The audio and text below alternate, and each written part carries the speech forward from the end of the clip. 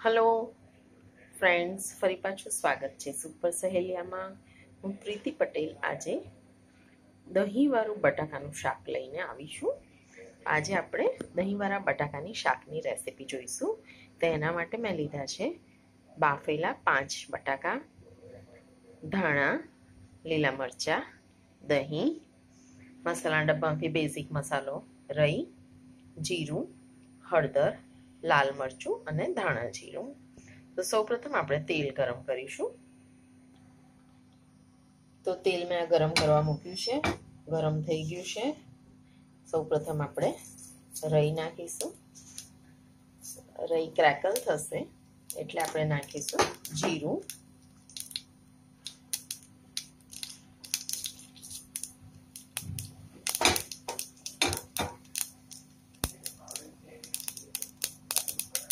હવે નાખીશું લીલા મરચાં. લીલા મરચાંને થોડા આપણે શેકીશું.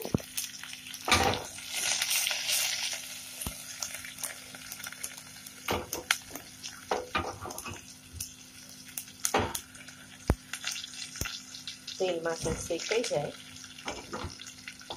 એટલે આપણે હવે નાખીશું લાલ મરચું,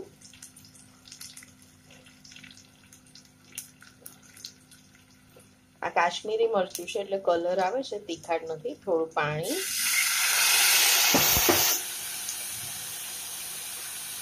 હળદર,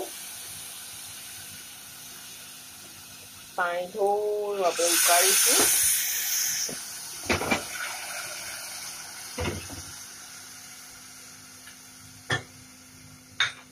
હવે આપણે આપણા બટાકા એડ કરી દઈશું.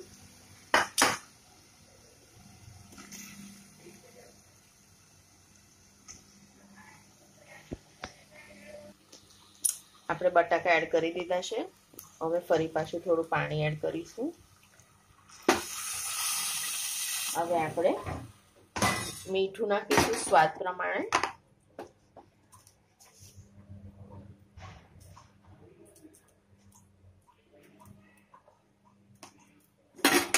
હવે એને હલાવીશું.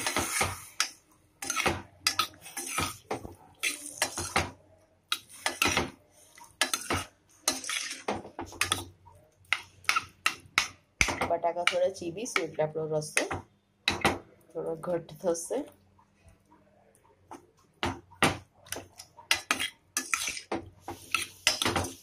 હવે આ પાણી આપણે થોડું ઉકળવા દઈશું. પાણી ઉકળે પછી જ આપણે દહીં નાખવાનું છે, નહીં તો દહીં આપણું ફાટી જાય. એટલે હવે પાણી અને ઉકળે એની રાહ જોઈશું. પાણી ઉકળવા માંડ્યું છે. હવે આપણું થોડું આનાથી થોડા બટાકા મેશ કરીશું.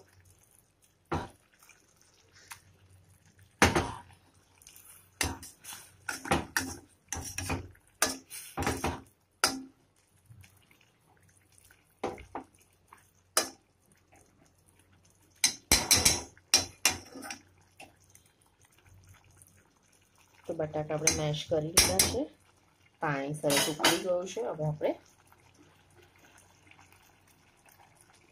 ધાણા જીરું નાખી દઈશું.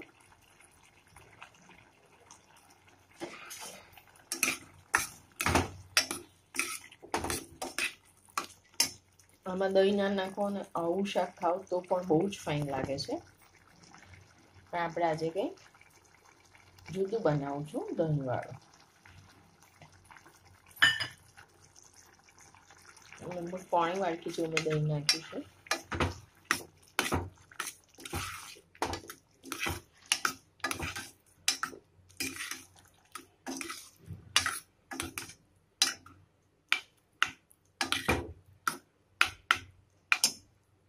હવે આપણે ઉપરથી કોથમીર નાખી દઈશું. દહીંવાળા બટાકાના શાકમાં કોથમીર તો જોઈએ જ છે, તો જ એનો બહુ સરસ ફ્લેવર આવે છે. અને લાલ, લીલું ને પીળું મિક્સ થાય એટલે દેખાય પણ કેટલું સરસ.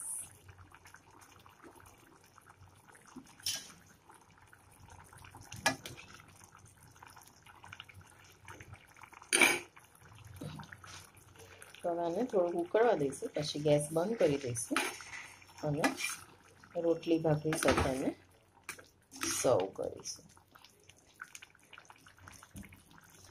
તો ફ્રેન્ડ્સ, હવે આપણું આ શાક થઈ ગયું છે. હવે આપણે ગેસ બંધ કરી દઈશું અને થોડી વાર એને ઢાંકી દઈશું.